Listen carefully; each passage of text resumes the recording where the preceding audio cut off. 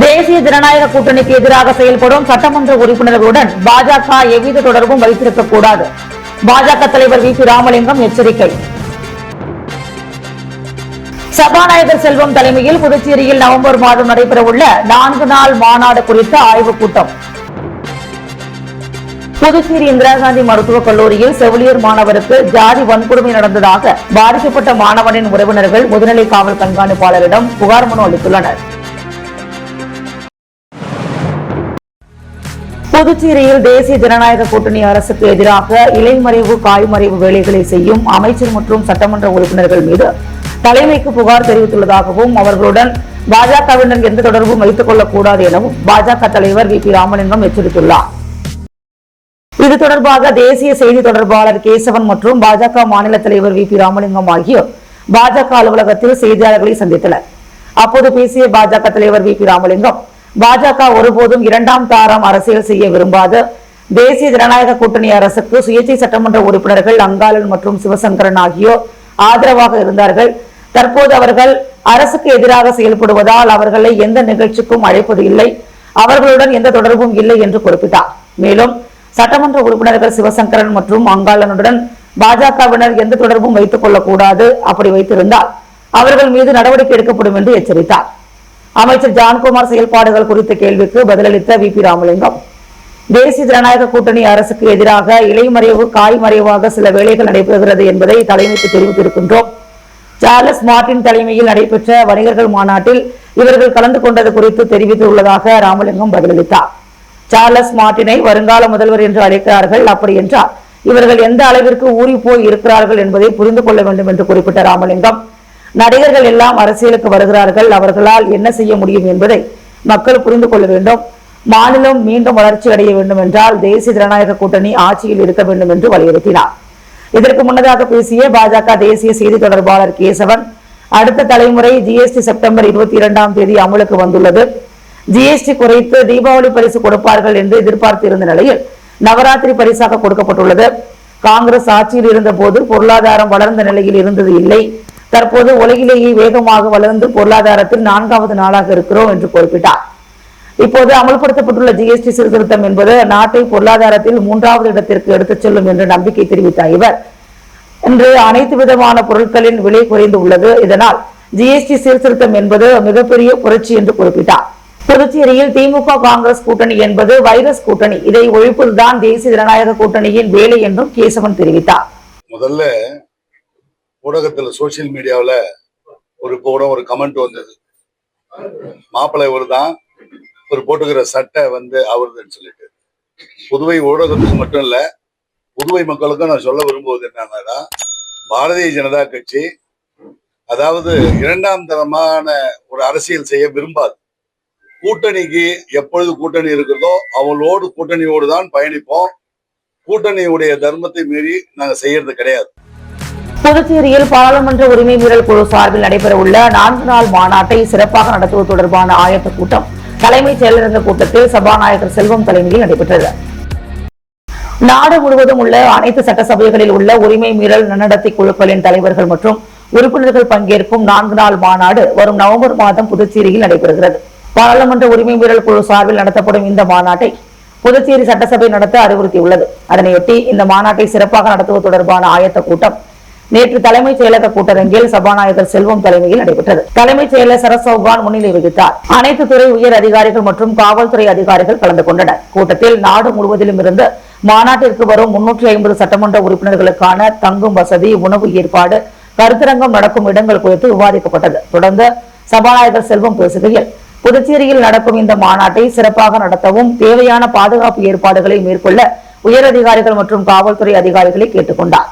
தலைமைச் செயலர் சரத் சௌகான் பேசுகையில், வடகிழக்கு பருவ மழை காலமாக இருப்பதால் அது தொடர்பான முன்னெச்சரிக்கை நடவடிக்கை எடுக்க அதிகாரிகளுக்கு உத்தரவிட்டார். மாநாட்டில் பங்கேற்கும் சட்டமன்ற உறுப்பினர்களின் எண்ணிக்கை, தேவையான வசதிகள் குறித்து சட்டசபை செயலர் தயாளன் விளக்கினார். புதுச்சேரி இந்திரா காந்தி மருத்துவக் கல்லூரியில் செவிலியர் மாணவருக்கு ஜாதி வன்கொடுமை நடந்ததாக SC/ST ஆணையத்தில் பொய் புகார் கொடுக்க வைத்த கல்லூரி இயக்குநர் மற்றும் பேராசிரியர்கள் மீது நடவடிக்கை எடுக்க வேண்டும் என பாதிக்கப்பட்ட மாணவனின் உறவினர்கள் முதுநிலை காவல் கண்காணிப்பாளரிடம் புகார் மனு அளித்துள்ளனர். புதுச்சேரி கொம்பாக்கம் பகுதியைச் சேர்ந்தவர் சண்முகம். இவரது மகன் சஞ்சய் குமார். இவர் கதிர்காமம் இந்திரா காந்தி அரசு மருத்துவக் கல்லூரியில் 2ஆம் ஆண்டு நர்சிங் படித்து வருகிறார். அதே கல்லூரியில் புதுச்சேரி வினோபா நகரைச் சேர்ந்த ஸ்ரீராம் மற்றும் விக்னேஸ்வர் என்பவர்கள் செவிலியர் 2ஆம் ஆண்டு படித்து வருகிறார்கள். இந்த கல்லூரியில் சுற்றுலா சென்று வந்தது சம்பந்தமாக ஸ்ரீராம் மற்றும் சஞ்சய்குமார் இடையே கொடுக்கல் வாங்கல் தொடர்பாக முன்விரோதம் இருந்து வந்துள்ளது. இந்நிலையில் தன்னை ஜாதி பெயரை சொல்லி திட்டியதாக SC/ST ஆணையத்தில் ஸ்ரீராம் புகார் மனு அளித்தார். இந்த புகாரை விசாரித்த ஆணையம் கல்லூரி இயக்குநர் உதயசங்கர், பேராசிரியர் வசந்தி மற்றும் மாணவர் சஞ்சய்குமார் உள்ளிட்ட 4 பேரை சஸ்பெண்ட் செய்து விசாரணை நடைபெற்று வருகிறது.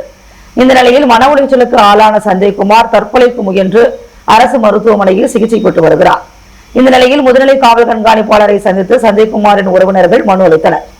அந்த மனுவில் இந்திரா காந்தி மருத்துவக் கல்லூரியில் 2ஆம் ஆண்டு செவிலியர் படித்து வரும் சஞ்சய்குமாருக்கும் ஸ்ரீராமிற்கும் இடையே கொடுக்கல் வாங்கல் சம்பந்தமாக முன் விரோதம் இருந்து வந்தது உண்மைதான். ஆனால் கல்லூரி பேராசிரியர்கள் இடையே 2 பிரிவாக செயல்படுவதன் காரணமாக ஸ்ரீராம் என்ற மாணவனை கல்லூரி நிர்வாகம் பகடைக்காயாக பயன்படுத்தி SC/ST ஆணையத்தில் பொய்யாக புகார் மனு கொடுக்க வைத்து தனது மகனுக்கு மன உளைச்சலை ஏற்படுத்தி உள்ளனர். ஜாதி வன்கொடுமை கல்லூரியில் நடைபெறவில்லை. இது ஆணையத்தின் விசாரணையில் தெரிய வரும். ஆனால் எனது மகனை பகடைக்காயாக பயன்படுத்திய கல்லூரி இயக்குனர் உதயசங்கர், பேராசிரியர் வசந்தி மற்றும் மாணவர்கள் ஸ்ரீராம் மற்றும் விக்னேஸ்வரன் மீது நடவடிக்கை எடுக்க வேண்டும் என வலியுறுத்தப்பட்டிருந்தது. ஸ்ரீ சப்தகிரி அறக்கட்டளை பொறுப்பாளர் VPS ரமேஷ்குமாரின் பிறந்த நாளை முன்னிட்டு லாஸ்பேட்டை தொகுதி குறிஞ்சிநகர் இளைஞர்கள் சார்பில் கற்பக விநாயகர் ஆலயத்தில் சிறப்பு பூஜைகள் செய்யப்பட்டு அன்னதானம் வழங்கப்பட்டது. ஸ்ரீ சப்தகிரி அறக்கட்டளை பொறுப்பாளர் VPS ரமேஷ்குமார் பிறந்தநாள் விழா ஒவ்வொரு ஆண்டும் பல்வேறு நலத்திட்ட உதவிகள் வழங்கி கொண்டாடப்படுவது வழக்கம். அந்த வகையில் எந்த ஆண்டும் அவரது பிறந்தநாள் விழா பல்வேறு நலத்திட்ட உதவிகள் வழங்கி கொண்டாடப்பட்டது. அதன் ஒரு பகுதியாக லாஸ்பேட்டை சட்டமன்ற தொகுதிக்குட்பட்ட குறிஞ்சிநகரில் உள்ள கற்பக விநாயகர் ஆலயத்தில் குறிஞ்சிநகர் இளைஞர்கள் மற்றும் மகளிர் சார்பில் சிறப்பு பூஜை நடைபெற்றது. தொடர்ந்து சப்தகிரி அறக்கட்டளை பொறுப்பாளர் VPS ரமேஷ்குமார் பெயரில் சிறப்பு அர்ச்சனை செய்யப்பட்டது. தொடர்ந்து சுவாமிக்கு சிறப்பு பூஜைகள் செய்யப்பட்டு மகா தீபாராதனை காண்பிக்கப்பட்டது. இதில் திரளான பக்தர்கள் பலர் கலந்து கொண்டனர். தொடர்ந்து குறிஞ்சிநகரைச் சேர்ந்த பால்ராஜ் தலைமையில் பொதுமக்களுக்கு அன்னதானம் வழங்கப்பட்டது. இதில் சப்தகிரி அறக்கட்டளை நிர்வாகிகள், குறிஞ்சிநகரைச் சேர்ந்த இளைஞர்கள், ஊர் பொதுமக்கள் பலர் கலந்து கொண்டனர். நாட்டில் 2.0 GST சீர்திருத்தத்தால் மக்களிடம் வாங்கும் சக்தி கூடும் என்று புதுவை பொதுப்பணித்துறை அமைச்சர் லட்சுமி நாராயணன் தெரிவித்துள்ளார். புதுவை அரசின் வணிக வரித்துறை சார்பில் அடுத்த தலைமுறைக்கான சேவை வழங்கும் GST சீர்திருத்தம் என்னும் தலைப்பில் வர்த்தக மற்றும் தொழில் கூட்டமைப்பு மற்றும் GST தொழில் வல்லுநர்களுடனான கலந்துரையாடல் கூட்டம் தனியார் உணவு விடுதியில் நேற்று நடைபெற்றது. இதை தொடங்கி வைத்து அமைச்சர் லட்சுமி நாராயணன் பேசிய போது, உலக நாடுகளில் வரி விதிப்பில் பல்வேறு மாற்றங்கள் ஏற்பட்டுள்ளன. நம் நாட்டில் GST வரி வருவாய் கடந்த 4 ஆண்டுகளில் ரூபாய் 14 லட்சம் கோடியிலிருந்து 2 மடங்காக உயர்ந்தது. ரூபாய் 22 லட்சம் கோடியாக அதிகரித்தது. இருப்பினும் மக்களின் மீது கூடுதல் சுமை விதிக்க வேண்டாம் என்று கருதி நம் நாட்டின் பிரதமர் நரேந்திர மோடி தீபாவளி பரிசாக GST 2.0 சீர்திருத்தத்தை கொண்டு வந்துள்ளார். சாதாரண மக்கள் பயன்படுத்தும் எல்லா பொருட்களுக்கும் GST-யில் வரி குறைக்கப்பட்டுள்ளது. மேலும் இன்சூரன்ஸ் துறையில் முற்றிலுமாக வரி விலக்கு அளிக்கப்பட்டுள்ளது. இந்த GST சீர்திருத்த நடவடிக்கையால் மக்களிடம் சேமிப்பு அதிகரிக்கும். அதனால் அவர்களிடம் வாங்கும் சக்தி அதிகரிக்கும். இதனால் வியாபாரமும் அதிகரிக்கும். GST வரி குறைப்பால் புதுவைக்கு ரூபாய் 190 முதல் ரூபாய் 200 கோடி இழப்பு ஏற்படும். இருப்பினும் வியாபாரம் அதிகரித்தால் வருவாய் அதிகமாக கிடைக்கும் என்றார் அமைச்சர் லட்சுமி நாராயணன். தலைமைச் செயலர் சரத் சௌகான் பேசுகையில், GST சீர்திருத்தம் வரலாற்று முக்கியத்துவம் வாய்ந்தது. நம் நாட்டின் பிரதமர் நரேந்திர மோடி கூறியதை போன்று இந்தியாவில் தயாரிக்கப்பட்ட பொருட்களையே வாங்குவோம் என்றார். சட்டமன்ற உறுப்பினர் சிவசங்கரன், மாநில வரிக்கான ஆணையர் மற்றும் செயலர் யாசிம் சௌத்ரி உள்ளிட்டோர் கலந்து கொண்டனர். புதுச்சேரி ராஜ்பவன் தொகுதிக்குட்பட்ட வைத்திக்குப்பம் பகுதி பெண்களுக்கு சுயதொழில் தொடங்க பயிற்சி அளிக்கப்படும் என பாஜக தலைவர் VP ராமலிங்கம் உறுதியளித்துள்ளார். புதுச்சேரி ராஜ்பவன் தொகுதிக்குட்பட்ட வாழைக்குளம் செங்கேனியம்மன் ஆலயத்தில் வைத்திக்குப்பம் பகுதியைச் சேர்ந்த பொதுமக்கள் மற்றும் மகளிர் சுய உதவி குழு பெண்களுடன் பாஜக மாநில தலைவர் VP ராமலிங்கம் கலந்துரையாடல் கூட்டம் நடத்தினார். இந்த கூட்டத்தில் அந்த பகுதியைச் சேர்ந்த பொதுமக்களின் குறைகளையும் அவர் கேட்டறிந்தார். தொடர்ந்து பாஜக மாநில தலைவர் VP ராமலிங்கம் பேசும் பொழுது, இந்த பகுதி பெண்களின் கோரிக்கைகளை ஏற்று 26 பேருக்கு தையல் மிஷின் மற்றும் 11 பேருக்கு தள்ளுவண்டி விரைவில் வழங்கப்படும். இதேபோல் பெண்கள் சுயதொழில் தொடங்க தேவையான பயிற்சிகள் அளிக்கப்பட்டு தொழில் தொடங்க வங்கிகள் மூலம் கடன் வசதிக்கு ஏற்பாடு செய்யப்படும். மாணவ மாணவிகள் சரளமாக ஆங்கிலம் பேச பயிற்சி வகுப்புகளும் தற்காப்பு கலை பயிற்சி வகுப்புகளும் ஏற்பாடு செய்யப்படும் என்று தெரிவித்தார். இந்நிகழ்ச்சியில் கலந்து கொண்ட பெண்களுக்கு புடவை உள்ளிட்ட நலத்திட்ட உதவிகளை பாஜக தலைவர் VP ராமலிங்கம் வழங்கினார். இந்நிகழ்ச்சிக்கு பாஜக வல்லுநர் பிரிவின் மாநில அமைப்பாளர் நாகராஜன் முன்னிலை வகித்தார். மேலும் இந்நிகழ்ச்சியில் சப்தகிரி குழும நிர்வாக இணை இயக்குனர் விஜய் மற்றும் பாஜக மாநில செயற்குழு உறுப்பினர்கள் ஆனந்த கண்ணன், நகர மாவட்ட பொதுச் செயலாளர் சீனிவாச பெருமாள் மற்றும் ராஜ்பவன் தொகுதியைச் சேர்ந்த பாஜக நிர்வாகிகளான அருண்குமார், தேவநாதன், ஜெயமூர்த்தி, ஊர் முக்கிய பிரமுகர்கள் ஆனந்தி, பொன்மொழி மற்றும் 50க்கும் மேற்பட்ட குழுவினர் கலந்து கொண்டனர். பாரத பிரதமர் நரேந்திர மோடியின் 75வது பிறந்த நாளை முன்னிட்டு இலவச கண்ணாடிகள் வழங்கும் விழா செல்வ கணபதி எம்பி தலைமையில் நடைபெற்றது. பாரத பிரதமர் நரேந்திர மோடியின் 75வது பிறந்த நாள் நாடு முழுவதும் கோலாகலமாக கொண்டாடப்பட்டு வருகிறது. இதனை முன்னிட்டு புதுச்சேரி பாராளுமன்ற மாநிலங்களவை உறுப்பினர் செல்வ கணபதி ஏற்பாட்டின் பேரில் புதுச்சேரி ஜோதி கண் மருத்துவமனை மூலம் இலவச கண் பரிசோதனை முகாம் 4 கட்டங்களாக நடைபெற்றது. இந்த முகாமில் சுமார் 1000க்கும் அதிகமான பயனாளிகள் கலந்து கொண்டு கண் பரிசோதனை செய்து கொண்டனர். இதில் சுமார் 400 பயனாளிகளுக்கு இன்று புதுச்சேரி லாஸ்பேட்டை சாந்தி நகர் அருகில் அமைந்துள்ள அரசு ஊழியர் சமுதாய நலக்கூடத்தில் இலவச கண் கண்ணாடிகள் வழங்கும் நிகழ்ச்சி புதுச்சேரி பாராளுமன்ற மாநிலங்களவை உறுப்பினர் செல்வகணபதியின் சொந்த செலவில் நடைபெற்றது. இந்நிகழ்ச்சியில் பாரதிய ஜனதா கட்சியின் மாநில தலைவர் வி. பி. ராமலிங்கம், முன்னாள் அமைச்சர், காலாப்பட்டு தொகுதி சட்டமன்ற உறுப்பினர் கல்யாணசுந்தரம், லாஸ்பேட்டை தொகுதி பாரதிய ஜனதா கட்சியின் தலைவர், நிர்வாகிகள் மற்றும் பொறுப்பாளர்கள் திரளாக கலந்து கொண்டு இலவச கண் கண்ணாடிகளை வழங்கினர். மதர்லாந்து ஆங்கில உயர்நிலைப் பள்ளி மாணவ மாணவிகள் அரிக்கன்மேடு வரலாற்று பயணம் மேற்கொண்டனர். புதுச்சேரி அரியாங்குப்பம் பிரம்மன் சதுக்கத்திலிருந்து மதர்லாந்து ஆங்கில உயர்நிலைப் பள்ளி மாணவ மாணவிகள் அரிக்கன்மேடு வரலாற்று பயணம் மேற்கொண்டனர். வழிகாட்டி மையத்தின் ராஜகுரு நடத்திய இந்த வரலாற்று பயணத்தை சமூக சேவகர் ஐயப்பன், பள்ளி தாளாளர் சித்தார்த்தன் ஆகியோர் கொடியசைத்து தொடங்கி வைத்தனர். அரிக்கன்மேட்டில் புதுவையின் வரலாற்றை பற்றிய இன்றைய மாணவ மாணவிகளுக்கு சிறப்பு அழைப்பாளராக வருகை புரிந்த பத்மஸ்ரீ முனுசாமி, புன்னகை புத்தகம் வீரமோகன், அரியாங்குப்பம் வியாபாரி சங்க செயலாளர் சந்துரு ஆகியோர் எடுத்துக் கூறினர். கவிஞர் கருணாநிதி வரவேற்புரை வழங்க வழிகாட்டி மையம் ராஜகுரு நன்றி கூறினார். விழாவில் மணிமாறன், கார்த்தி மற்றும் பலர் கலந்து கொண்டு உறுதுணையாக இருந்தனர். ISI முத்திரை, ஹால்மார்க் குறியீடு, அக்மார்க், ECO லேபிள் போன்ற தரச்சான்றுகள் நம்முடைய வாழ்க்கையில் முக்கிய பங்கு வகிக்கிறது என்று பாரத பிரதமர் நரேந்திர மோடி கூறுவார். தரம் என்பது ஒரு விருப்பம் அல்ல, அது அவசியமானது.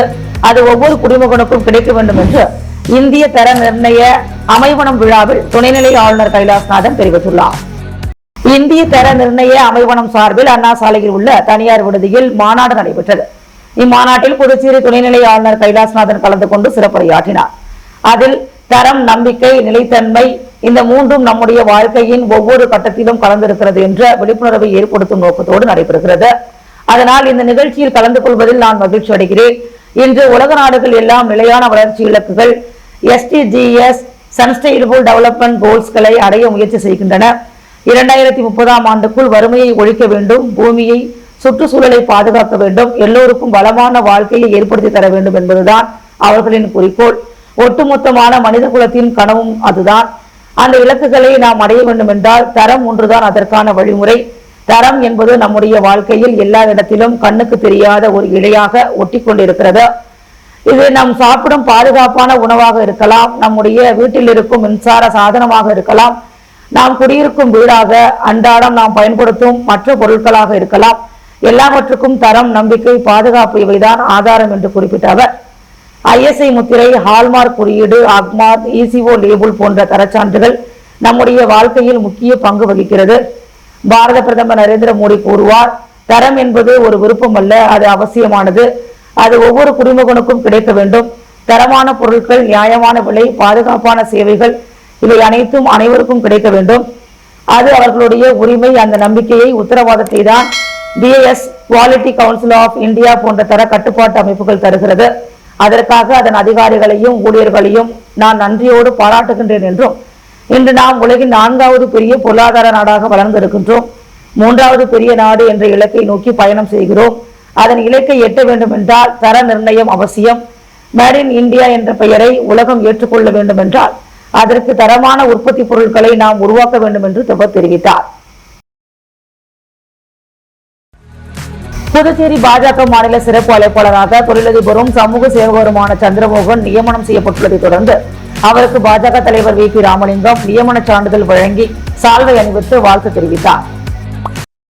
புதுச்சேரி பாஜகவின் புதுவை மாநில சிறப்பு அழைப்பாளராக அரியாங்குப்பம் தொகுதி தொழிலதிபரும் சமூக சேவகருமான சந்திரமோகன் நியமனம் செய்யப்பட்டுள்ளார். அதனைத் தொடர்ந்து சந்திரமோகனுக்கு பாஜக தலைவர் வி. பி. ராமலிங்கம் நியமன சான்றிதழ் வழங்கி சால்வை அணிவித்து வாழ்த்து தெரிவித்தார். அதைத் தொடர்ந்து சந்திரமோகனுக்கு பாஜக நிர்வாகிகள் பலர் வாழ்த்து தெரிவித்தனர். இந்நிகழ்ச்சியில் அரியாங்குப்பம் தொகுதி பாஜக தலைவர் வசந்தராஜ் உட்பட ஏராளமான கட்சி நிர்வாகிகள் பலர் உடனிருந்தனர். குடிநீர் பிரச்சனையில் மருத்துவமனையில் சிகிச்சை பெற்று வரும் நபர்களை தமிழ் மக்கள் நண்பன் நிறுவனர் செந்தில்குமார் நேரில் சென்று ஆறுதல் தெரிவித்தார். புதுச்சேரியில் கடந்த ஒரு மாதத்திற்கு மேலாக குடிநீரில் கழிவுநீர் கலந்த விவகாரத்தில் சுமார் 60 நபர்களுக்கு மேல் பாதிக்கப்பட்டு மருத்துவமனையில் சிகிச்சை பெற்று வீடு திரும்பினர். தற்பொழுது சிலர் சிகிச்சை பெற்று வருகின்றனர். அவர்களை புதுச்சேரி இந்திரா நகர் தொகுதியைச் சேர்ந்தவரும் முன்னாள் பாராளுமன்ற வேட்பாளருமான தமிழ் மக்கள் நண்பன் கட்சியின் நிறுவனருமான செந்தில்குமார் நேரில் சந்தித்து ஆறுதல் கூறினார். தொடர்ந்து தக்க உதவிகள் செய்யப்படும் என்று அவர்களுக்கு நம்பிக்கை தெரிவித்தார். கழிவுநீர் கலந்து அவங்களுடைய கிட்னி பாதிக்கப்பட்டிருக்கு. கிட்னி பாதிக்கப்பட்டு எல்லாரும் கடைசியில் போய் டயாலிசிஸ் பண்ற அளவுக்கு வந்துருக்காங்க. மக்கள் எல்லாம் கவனமா இருங்க.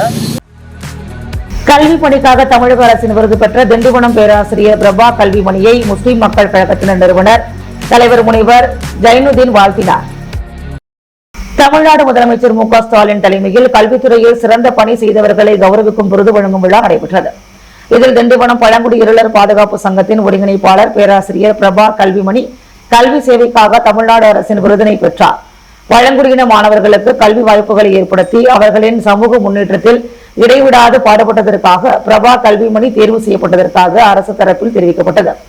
இதனை முன்னிட்டு முஸ்லிம் மக்கள் கழகத்தின் நிறுவனர் தலைவர் முனைவர் ஜைனுதீன் அவருக்கு வாழ்த்து தெரிவித்து அறிக்கை வெளியிட்டார். அவரது அறிக்கையில் பழங்குடியின மக்களின் கல்வி உரிமைக்காக பாடுபட்ட பேராசிரியர் பிரபா கல்விமணியை மாநில அரசு கௌரவித்திருப்பது பெருமைக்குரியது. முதல்வரின் இந்த அங்கீகாரம் சமூக நீதிக்கு ஒரு சான்று என குறிப்பிட்டார்.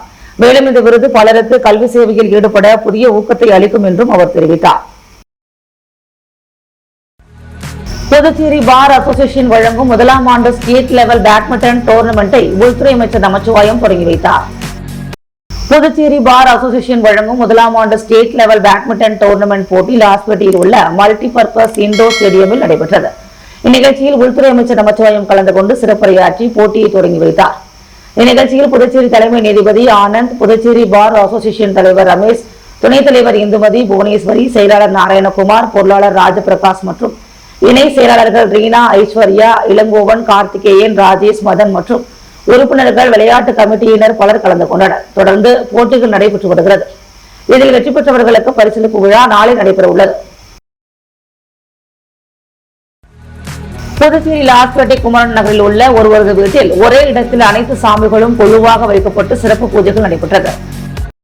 செப்டம்பர் 22ஆம் தேதி முதல் நவராத்திரி விழா துவங்கி நடைபெற்று வருகிறது. இதையொட்டி கோவில்களில், வீடுகளில் கொழு வைக்கும் வைபவம் துவங்கியது. கொழு கண்காட்சி என்பது கொழு பொம்மைகளின் கண்காட்சியை குறிக்கிறது. இது பெரும்பாலும் நவராத்திரி விழாவின் போது நடத்தப்படுகிறது.